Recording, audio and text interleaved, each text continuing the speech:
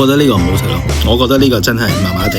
今日嚟到京都，梗係要買個好勁嘅手信啦，就係呢一間鋪頭啦。望落去好過癮咁喎，1500 yen 3個。散賣嘅話呢，600 yen 一粒，梗係試晒2種口味啦，有抹茶同埋原味。如果大家離開京都呢，記得喺呢度買喎，因為上網買呢係貴啲嘅。個包裝幾咁精美，做手信真係一流，即刻9衝翻屋企先。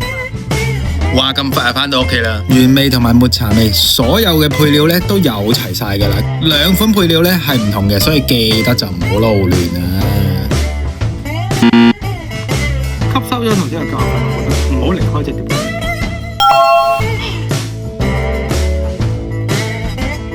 呢個完成品幾咁完美，仆街！呢個係領撚嘅嘢，但係點都好，試翻個味先啦。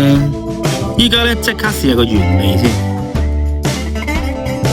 幾好食嘅甜品咯，即係又唔會話驚為天人咁咯。輪到試呢個戰選版嘅綠茶味，又睇下呢個咩料。我覺得呢個唔好食咯，我覺得呢個真係麻麻地。綠茶味幾重嘅，真係有啲苦同埋。我諗可能你要好中意食綠茶嘅人先中意食咯，我覺得普普通通。所以我建議咧，如果送禮又好咩都好啦，買個原味咧就至穩陣啦，都幾好食嘅。但係篤嘅時候咧，真係要小心啲咯。咁我哋下條片再見啦，拜拜。